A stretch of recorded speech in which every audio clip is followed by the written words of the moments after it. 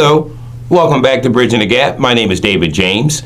We are here with Bridging the Gap. We are a local producer. We are not part of PAC 14. We use this platform to bring forth information, but once again, the information we bring forth is not the thought and feeling of PAC 14. We do appreciate them allowing us to use this as our avenue of bringing forth information, and we hope you enjoy.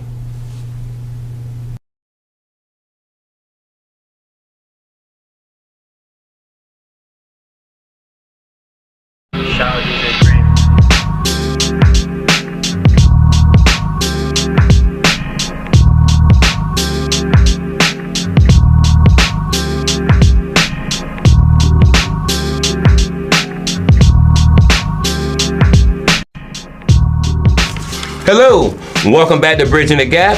I'm here with my friend, longtime friend, Mark Thompson. Mark?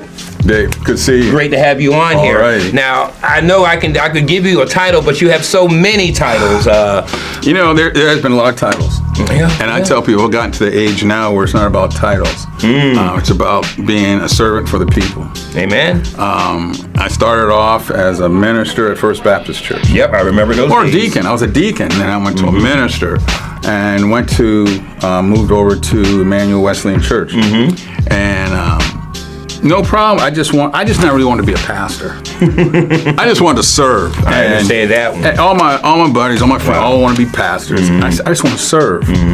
So I moved over to Emmanuel Wesleyan Church and worked with Pastor Tom Bunting. Yes, and he had this great program man. called Adopt a Block. It was right up my alley from serving. And people there called me Pastor Mark. And then when Pastor Tom stepped back and his son took over, and his son's name's Mark. So he's Mark Pastor Bunting, Mark. right. So we were getting kind of confused. So I told people, just call me Mark. It's fine. But yeah, we've been over there at Emmanuel now for 14 years. Wow. You said Adopt a Block. Yeah, tell us a little bit about Adopt a Block. Wow, Adopt a Block started off a vision, again, with Pastor Tom, where it's not new. It came from Reverend Tommy Burnett in Los Angeles, California. They had something called the Dream Center. And what they did with the Dream Center, they encompassed everything. They were a holistic approach to people. Feeding, shelter, and clothing. And Pastor Tom had that vision because he was always a pastor about being out in the community. You got to be out there. You got to be out there. You got to be out there. And that's what I enjoyed. So I went over with him, and it started off with just 5 people going around every other Saturday in a little green pickup truck with about 30 bags of food down here, right on the east side, Church Street area, Naylor, Baker. So our route was Baker, Naylor, Church, and Charles Street. Wow. And that's what we did. We kept doing that. Now, what did you do with them? We packed food and just went to the doors and knocked on the door and say, "Hey, Emmanuel Wesleyan, we love you. We have some food." This was before, but we did this consistently every other Saturday for years. Pastor Tom retired. He said, "Hey, you take it over." But we grew from having, it was 5 people in that green pickup truck to hundreds of volunteers going out. And we always prayed for a building. Now, here's how long we've been doing this. Okay. Hotel Esther was still up. I remember that place. Right there on the corner of Church and Naylor. We used to walk the streets delivering food saying, "Oh, Lord, send us a building. Let's have Hotel Esther." That we could do that holistic approach of giving people clothes and shelter and food. Wow. Everything kept dropping, kept failing. But I always say, when God closes the door, there's another one just waiting for you. And little did we know, 2 years ago, there was a building that was in shambles, right there on the corner of Benny Street and Clay Street. Which is how close to the Hotel Esther? Right around the block. Now, here's what I just like about this story, and I tell people, it was the old Culligan Software building. Okay. It was terrible. We were able to purchase it at a very reasonable price, brought in contractors and refurbished it, and now it's our Benny Street outreach. What I tell people is that building was just like you and me before we met Christ. Ooh, broke down in shambles. Wow. But once you meet the maker, he will remake you. And that's a whole, that's a well, no, sermon. that's good stuff right there. So now we have a building, 818 Benny Street, and I just tell you, I had some notes here. Just the past year, we served over 10,000 people have come through our doors. Just last year? Just last year, getting food.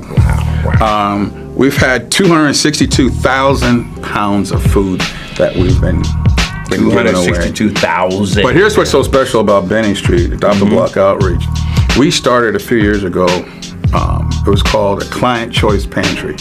Because we found when we give people bags of food, they go through it and they say, I keep this, I throw that away, I keep that. A lot of waste. We want to make people feel empowered. Sure. So now we set up what's called a Client Choice Pantry. You come in our building, we love on you and say, hey, here's our pantry. It's called the Bread of Life Pantry. And you can go and pick out the items that you need for your family. Wow. Free. And that's what we do. Wow. So during all this, is there any families that actually started coming to your church because of this? We have some, but you know what we want to do is just love on people and let them know. The goal was just to be there for them. But okay, it's funny you should say that. Some people just don't want to go to the big church, and Emmanuel's huge, but it's once you get inside, it's small.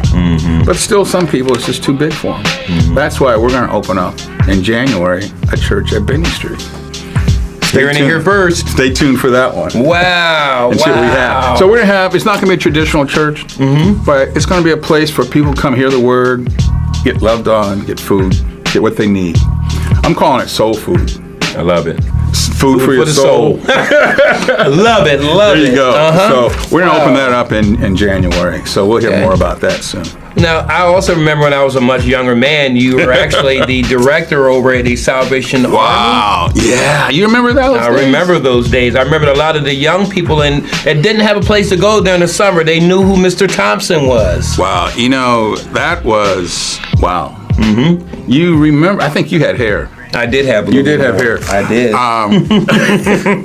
But you know, the Salvation Army was such a blessing to me. Because I moved here to the Eastern Shore as a manager with Federal Express, or FedEx. I moved here and I spent I was with FedEx for 25 years. 8 years right here in Salisbury. And then something hit me and said, I got to do more. And that's when I retired from FedEx and took over for, it was called the West Salisbury Youth Club at the time. I remember that. Wow. The West Salisbury Youth Club. And it was so ironic, Dave. I can still remember my first day at the club. I retired from FedEx. I went to the West Salisbury Youth Club. I sat in my office and there was nobody in the building. I mean, they had a latchkey program, that was about it in the afternoon, but nothing was going on. So I'm sitting there and I got up and started walking around and I'm praying, saying, Lord, why did I leave FedEx to come here? I took a substantial pay cut. And I walked around, I looked outside, and there was a young boy sitting outside on the playground about 9 o'clock. I still remember the story. And I said, what's he doing there? And I went out and I brought him in and I called over to, I call one of my mentors, Frank Great. He passed on several years ago. And I said, Mr. Great, I got this boy over here. He said, describe him. He said, I know he is. I'm not going to give the name. Don't you love how they don't know him by name, but they know by description? They know him. He came over and got him. And from that day, we started, planted a seed, which was called the New Day Youth Development Center. What we discovered through the local management board was that, and I knew that kids were being, and I wasn't part of the school system at the time. I just came from FedEx. And I said, you know, I've helped mentor kids in the school. But I found what happened is, it's not about the reading, writing, arithmetic. No. They don't know social skills. They don't know communication. They don't get along with adults. So we set up with Miss Kathy Townsend, and she was the principal at the time. Another one of my mentors, her and Dr. Margot Handy. I remember. I know Mrs. Handy. They really shaped me. But we set up this program. Maurice Handy's wife. Yes. Yes. We set up this program for when kids were suspended from school. Instead of them sitting home, they came to us at the Salvation Army. if it was 5, 10 days, whatever. Wow. And we would work with them on how to get along with people. This is before choices. Oh, well, choices was, there was some configuration of choices. But this was more of when you suspend a child from school and you send them home, what purpose are you serving? Good point. They're just sitting at home. Playing video games while you're at work. Well, and building up more frustration. Yep. So here they came to us, and we had a staff that would work with them. And the best part about it, because we're still doing it at the Salvation Army, doing the after-school program. We had my friend Clarence Hudson, C4C Enterprises. They cook all over the town. But they cooked for our after-school program. And during the day, while the kids were at the building, they would smell home-cooked food. Wow. Even some children, the roughest ones, I would send them there with Miss Claire, and she'd make them peel potatoes. She'll make them clean chitlins. Discipline. She'll make them clean chitlins. Not chitlins. Chitlins, Ooh. man. But what we found out was we developed a relationship with these children to get them feeling like someone does care. Now, we need you to go back and do better. And it worked. We did that program for about 6 years. Wow. And that's what we did at the Salvation Army, and from that we grew all the after-school programs. And, it was amazing until, I left after about 6 years. But you know it's unique, Mark. I talked to Jermichael, and I like to call him Mr. Community, but way before Jermichael and myself, you were a great pioneer of this, and a lot of us looked at you as a role model. Now, well, you know, we always tell the young ones, kind of, and Jermichael was one of the little ones, too, young ones. I said, I remember when I came to Eastern Shore, Mr. Billy Jean Jackson Park. Oh, wow. I never met him. But it was Mr. Billy, and now you're getting me. He was the drummer over at elementary school. He passed away too. But I always look at my elders and say, okay, what did they do? Wow. And we're not their ceiling. We're their floor. Now it's for us to step on them and on their shoulders and go high. I like that. And that's what I like to see now is young people. Now I'm to that age. Now I'm looking back. And these young people, Sean Tucker. I remember Sean Tucker was in my program. We graduated together. You graduated? Yeah, last year. See? You guys, I remember when you were young. Wow. So I always try to leave. The best thing you can do, when you talk about titles, it's not about titles. You got to leave a legacy. Do something that people can stand on. Leave your fingerprint on the community. Yes. Wow. And I think you have definitely been doing that. I remember you and I spoke one day. You came into a place I was working, and you looked at me and said, you know who you are? You are the agitator. Oh, no. You know how I said it? What's I that? said, what's in a washing machine these days that cleans clothes? And you thought about it. And I said, what really cleans? It's that agitator. Wow. And we need it.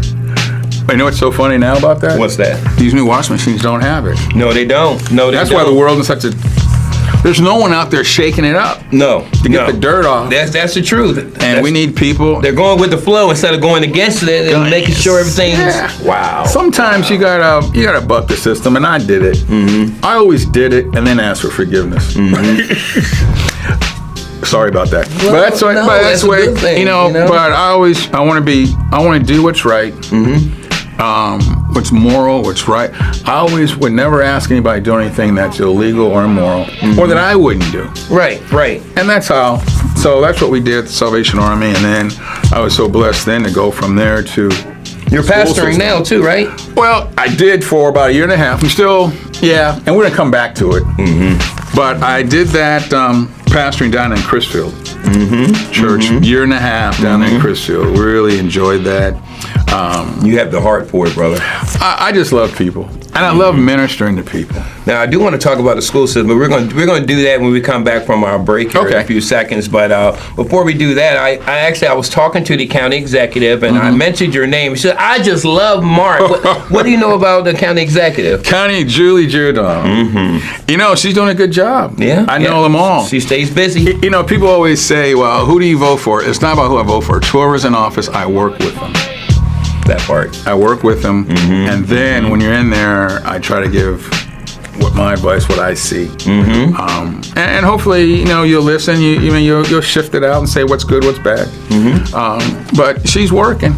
She's working. She went from a teacher to running the county. That's a big change. It's really... Well, not, in a lot of ways it's not. She'll let me know, well, no, you're still dealing with people. But people in any elected office, and I can see maybe even one day you get there, don't change. You got to be yourself. And one thing it's about, you got to work for what's right. And sometimes it's not about who paid and got you in there. That part. So that's why I stay apolitical. I stay out of the most political I ever got. I was president of the school board.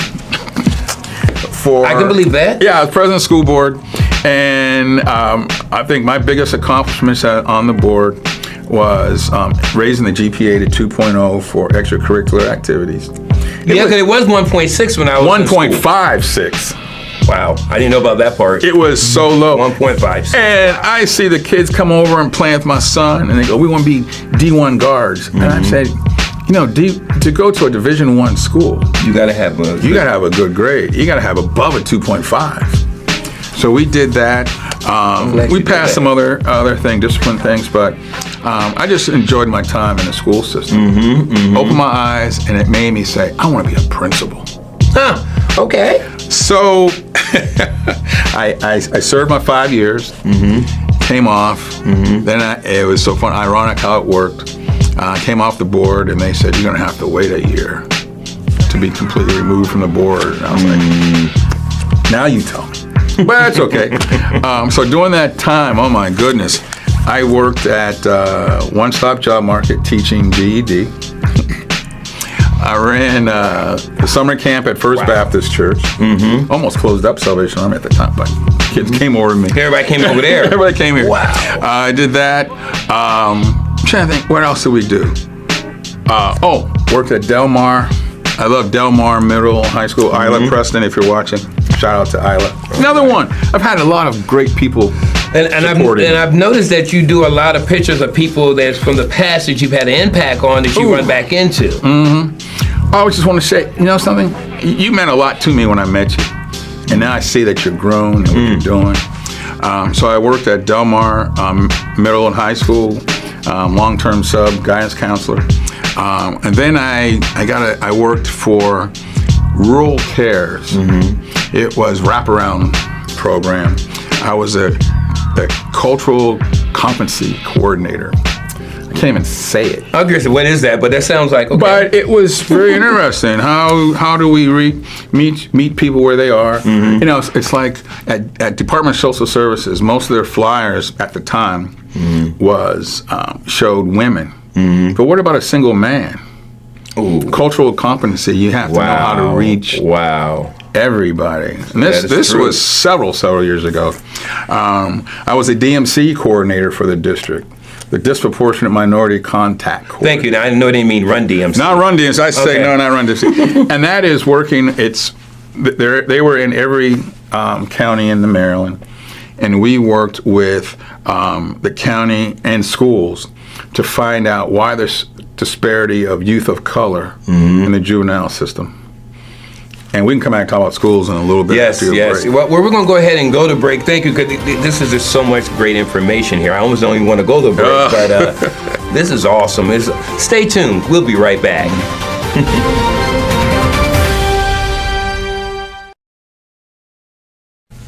Okay, we are back with Mark Thompson, the original Mr. Community. Okay, I want to talk about schools a little bit because right now you're still in the school system, but not Wycomico. Yeah, I retired. Another retirement. I retired from Wycomico County. It's 4 years ago now. And they miss you. I love it. I loved it, but I retired to go through to work full time or serve more at Adopt a Block. But then I found out that my wife called and said there's this position called Community Liaisons, Community Coordinator down in Worcester County. No one knew what it was, and I helped with the program up here. And I said, "Oh, I know what this is." They said they don't know what it is. Why don't you apply for it? And I did. So I've been down there, and now I'm in Pocomoke. Pocomoke County School? Pocomoke. That's not a county. No. So it's so funny you say that. Pocomoke Elementary, Pocomoke is part of Worcester County. It's the southernmost part. Okay. So you start off, people start in the north. They all know Stephen Decatur and Ocean City. And then you start moving in the middle, and everybody knows Snow Hill. But then they say Pocomoke, and they go, isn't that Somerset? No. Is that Virginia? No. Yeah. We're caught between the middle.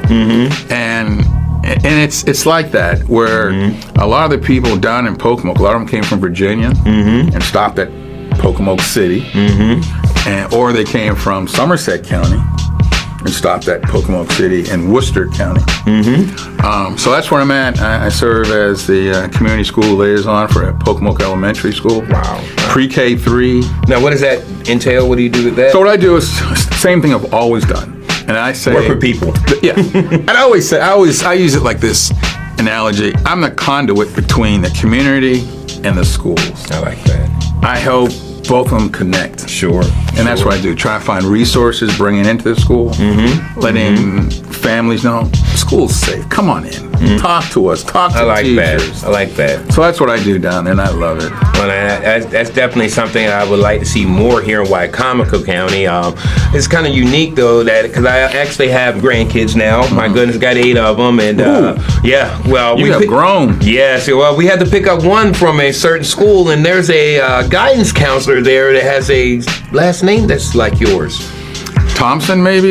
Yeah. So your son's following in your footsteps. David is the guidance counselor at Chipman Elementary, which is, I still can't believe it. It was funny when I was in Wycomico and I would go in schools or someplace, and he's with me, and they'll say, Mr. Thompson. I go, yes. They go, oh, not you, him. And I go, no, I'm. Right, he's David. That's David. And it was wild when my dad was still living. He's been gone now for 2 years. Yeah. I would say call me Mr. Mark, because I haven't gotten to be that established to say Mr. Thompson. That's my dad. That's right. And Frederick Douglass Thompson, Reverend Frederick Douglass Thompson, was Mr. Everything in Erie, Pennsylvania. And it's so ironic that everything he did, I followed. And I had no idea. Wow. When he was, he worked at Gannon University. He was the Upper Bound director. He worked with keeping kids in college. I find myself doing the same thing in the school system. He retired after 25 years with Gannon University to take over for the city mission. I left FedEx after 25 years to take over for the Salvation Army. He helped write youth juvenile laws. And I find myself doing the same thing. When I was mentioned before our break, I was the DMC coordinator, disproportionate minority contact, working with youth involved in juvenile justice system. I'm chair of the Lower Shore Children's Center here in Salisbury, looking at, when children do something, they don't get charges. They get detained, and they go to detention centers around the state. What we're finding out is that a lot of our youth now, because family structure dynamics, they're doing some pretty serious things now, making the community sometimes not that safe for our young people are just. And it starts at home, though. Oh, you know what else I did when I was in the school system? What's that? I passed the law or the policy for cell phones. Really? Why did I do that? So wait a minute, you didn't want to bring cell phones in. Oh my goodness! But think about it. when we passed that law or the policy for having cell phones. This was 15 years ago. We never thought it would bloom up like this. Well, yeah, it definitely went up. But one problem that I think that we did as adults, when we brought the cell phones in and gave cell phones to children, we didn't anticipate what they could do with them and how it could be such technology has changed. It's changed. Yep. And now we're in AI, which is a whole nother. Oh yeah. Beast. Well, I made comment on a couple of past segments where we've had some things happening in schools. One of my biggest concerns is the fact that they have cell phones in school. Because when I grew up, I had my G.I. Joe taken from me. Now, when you have a fight in school, you ain't got to worry about hearing about it. Nope. All you do is just go on social media and Facebook and it's just the kids were just taken to a whole new level. I was fortunate when I was on the school board, I went to a conference and met the writer of Freedom Fighters. Okay. Freedom Writers. Story about inner city school where a teacher came in and got the kids that were in the hood to read books. And it was so funny. And one of the episodes, and I can almost remember when there's going to be a fight in the school. If I say, I'm going to fight you, you'll tell your friend and a couple friends. And when you go outside, there'd be like 3 or 4 people there. That's it. Now, once I say I'm going to fight you, you text the whole school is outside. Wow. Waiting. Wow.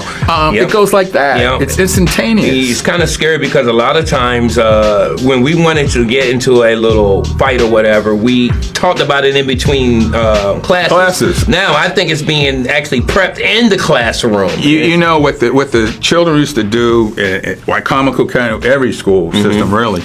Now children are they're typing in, meet me, wherever. Wow. And they're sending it out. Wow. And now they raise their hand, Miss Jones, can I go to the bathroom? Yeah, sure. Not knowing that they just set up a meeting. Yeah. Down the hall in the bathroom. And now there's going to be a lot of students. So, we get to that point, take their cell phones. And that's where I saw a lot of the charges came from in schools, from when the deputy came in. And that's another issue when the SROs in the schools.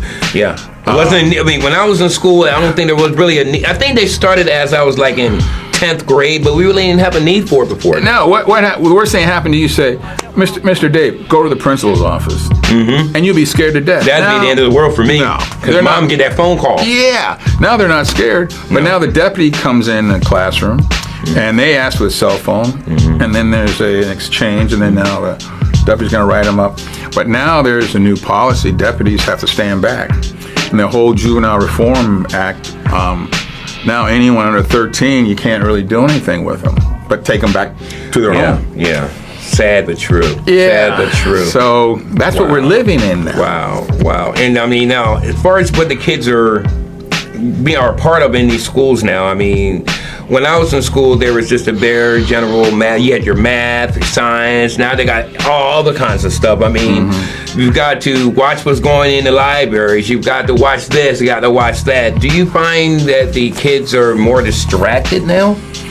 Well, there's more things to distract them. Yeah, not just cell phones. I mean, just with everything. Well, there's so much in the school building now. And you mentioned books. Now the families are saying, well, don't put that book in the library. Don't do that book. And we're fighting all that. We have curriculum councils that review books. And who are these people that are reviewing these books? And why are they taking some books out, putting some in? I don't think the children really care one way or the other, but I think it's creating so much of a confusion in the school with the adults that they're losing sight of that child sitting there. Oh, wow. And now in the school, and I've always said this, and some people disagree, a lot of them disagree with what I say, but I think the school system has turned is the surrogate parent. And what I mean by that, we feed them breakfast, that's the truth. We feed them lunch, we keep them after school as long as we can to feed them dinner. Sure. We give them clothes. We do everything for them until the weekends, and even on some things, we open doors on the weekends when they come. So we really have become the surrogate family. And I think the school system needs to start really embracing that, meaning that now we're dealing with a generation of, I call them almost the prodigals, the ones who weren't successful in the school. Now they have children. They weren't successful. Now their children come to school. Sure. And we're trying to reach them and reach them at a point where they weren't successful. So now the school building is traumatizing for them because they remember their time. So they don't want to really get engaged. And then their children come in. And then the other part with parenting, I don't say bad parenting. They just don't know. They weren't raised. Now the children are raising themselves. The TV, the videos, the songs, TikTok. You know what? I did something so funny the other day. What's that? You did a TikTok. No, I don't know what TikTok is. This one. And I'm gonna say this word. What was that? 6, 7? Oh my goodness. So I'm 6, I have 7. no idea what it was. I'm still not knowing what it is. I'm sitting there. I try to get kids involved in our announcements at school, and so I like to bring the young people and help do the announcements with me. And I say, "Hey, today's your birthday. Are you 6 or 7? 6, 7, 6, 7." I went, "What's he doing?" I'm still trying to figure out this 6, 7 thing. I mean, It's not. It's that brain rot they call it. Wow. It's just something, and I always say that young people speak that new tongue. In church, you would say, Pentecostal people speaking in tongue. Well, the children are speaking in tongue that we don't understand. Wow. Because it's something, Wow. the language is different. So, Yeah, really. They got text language. I ain't figured that out yet. I don't know what that is. No. So we have so much that's engaging or taking them away. Distracting them. The noise, I call it. I like my earbuds that I use. It's called noise canceling. And when I put them in and I hit that noise canceling, now I can focus on what I'm reading. I wish we could do that with all of our kids. Put noise canceling in their ears to get the distractions in this world. It would be great, wouldn't it? Concentrate on what we're trying to give you. Yeah. Well, I know talking to Bishop Dickerson from the Christian Shelter, he actually had a young man that was there in his shelter that ended up getting a scholarship and going. He sure did. You know, doing something great. So my question is are you seeing kids that are impacted by their environment at home? Then in school you can see, you know what I mean? Yeah, there's that word resilience. Some children, I think it's an innate part that they are resilient. No matter what happens, they can get through it. That young man at the Christian Shelter, I forgot his name right now, though. It starts with a T. Yeah, he did very well because he had that innate ability inside him to say, I don't want to stay where I was. Wow. I want to go better. All the athletes, I love watching like UNSUNG on TV and talk about how they made it, or watching the athletes 30 for 30. How did they get to where they are? And you see, they had something. They didn't stay where they were. Now we just have to keep motivating our children. Just, you can do better. You can make it. I tell them, you didn't have a father. I don't use that excuse no more. I had a dad, but I didn't really spend time with him because he was so busy working. So take where you are and improve on it. And just know, don't use those crutches as disability to hold you back. You have the power to do whatever you want. And now we're in an age where you can do anything. People are looking for people with talent and abilities and creativity. Take advantage of it. But I don't know where our children are right now. I don't want to say lost generation, but it's everything's coming to pass. And I always look at everything spiritually and say, now the enemy is attacking our young people. Because they're the future. Because they're our future. If you can derail them, everything. So again, it gets back to adults. We can't get frustrated. Don't take it personal, but stay in there. Keep encouraging them. Now, I remember when you was with Wycomico County Schools, I know my wife and I, of course, we weren't married then, but her son was in that school system, and I would see you at Walmart, and I'm like, hey, Xavier's not doing very well. And he'd be like, let me look at his grades, and you literally would look on your phone. And pull it up. Yeah. I mean, man, we miss that around here. I know. I mean, you have to. Do they still do that? I don't know if they. You got to spend that time. I still remember, I was at the Regal Theater for a movie, and this thing went viral. I was coming off my wife, and a couple kids were standing on a deputy yelling at him. They're yelling at the deputy. So it's nothing. Our children aren't afraid of anybody, anything. Respect is respect gone. for authority has left. But we have to make sure they give us that. Reinstall it. Yeah. So I don't have children calling by my first name. Good. I don't say, hey, Mark. My goodness, I wasn't allowed that as a kid. It's Mr. Mark, Mr. Thompson. It's Mr. Thompson. Yeah. But our children are grown up. We just couldn't have adult conversations. Now they're with their adults. But, so here they are, they're yelling at the deputy. Deputy's holding restraint. So I walked in and I said, hey, you guys, what are you doing? And I said, what's your name? And they told me that their name, or someone else gave me their name, and I pulled it up on my phone. You were good. And I went, oh, and you live over here. How do you know that? And your parents, I'm going to call them right now. I love that. And It helped us. it stopped. That incident stopped. And I got home and I said, I'm going to do this. I did a text message, or I did a Facebook post. Man, I said, meet me at Wycomico Middle School in the Monday morning. I want to see you, parents of these children that were at the mall. And Did it show up? Oh, yes. And it was a good turnout. We started with Judge Massarello. We were really getting kids engaged in lacrosse. We're doing it at Doverdale Playground. A lot of things transpired from that. And I was trying to get, I even talked with the management at Regal saying, I can get adults to stand in here and help. And they didn't want, they didn't want to show that it was having problems at the mall.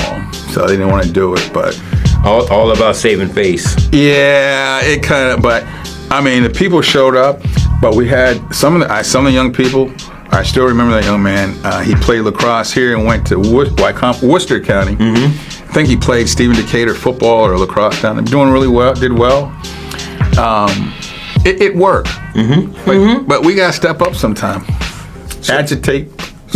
So exactly. So speaking of being an agitator, when you coming back to Wycomico? Because they could definitely use you. I'm still here. I'm going to be working more with Adopt a Block. Okay. I stepped away just to go down, just to work. We hired a good director, got it going, and now we're moving to another phase, I think. So I'm going to help with that. But there are some good people, with Jermichael. Jermichael is great. Moving. Right. Tom, sometimes, again, agitation's one thing, but you got to learn how to get along with everybody. Get everybody on your side, not just a certain population. Get everybody on your side, and then you can move it down the right track. So, Wow. And there's other people out there. Again, unfortunately, right now, politics isn't where people want to be. Government. You said something earlier, and I was about to ask you, why are you not on our school board here? Well, I did. They could definitely use you on the school board. I always said I can do more from outside. I understand that, dear. And I tell people, here's what you do. Go there and do this. And it worked. And I still know a lot of people. But it takes all of us just working together. And we all have to work together. We do. We got to roll in the same direction. And I do know that we actually had a meeting with Dr. Stauffer maybe a month and a half ago, and you made a comment that it seems like the school has become the surrogate parent. He actually said there's in some cases where the school starts out from when the kid is born. Yeah, the birth to 5. Yeah, program we have. Yeah, we sure do. That just blew my mind because I know I was raised by a community. Growing in a place called Weetipquin where if you did something wrong, you got spanked in that yard, and by the time you run home thinking you're going to tell your side of the story, Mama already found out and you got it back there too. That worked. But nowadays, it's like we said, discipline is not the same anymore. No, and unfortunately, it's the point, I remember getting paddled, and I always tell that story. Nowadays, people will grab the paddle and hit you with it.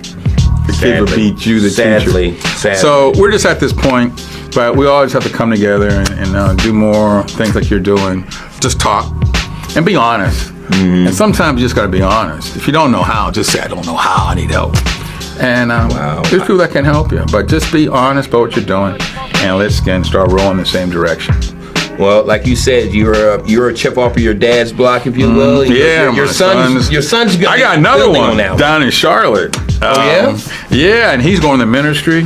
Joshua. Look at that. I was just laughing the other day. I remember he was in Washington D.C. He went to Hampton. The other ain't you. Well, we don't do that. When I do that, he gets mad because I am. Maybe he won't see that part. I am not part of those fraternities. We didn't have one where I went to another school that didn't have those kind. But and now he's something else now, blue and white, but I don't know what that is. But he did something in D.C. when he was there, living there, and I still remember doing Thanksgiving. My wife and I went. He said, "Dad, we're gonna feed the hungry, or the homeless down in a park in D.C. I think Lafayette Park."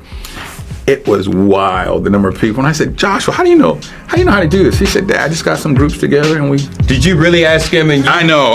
And He should have known. And you and I both, I mean, knowing the Bible, bring a child up in the way they should go. Yeah, And we brought those young men up the right way. and they're doing excellent. I mean, like literally, when we pick up our grandson, and Mr. Thompson literally puts him in the car, fastens him in, and he'll let us know if it's been a little disciplinary. But he said, "That's okay." I talked to him, and of course, I'm sitting here thinking, "Man, you just like your." Actually, I say it out loud, just like.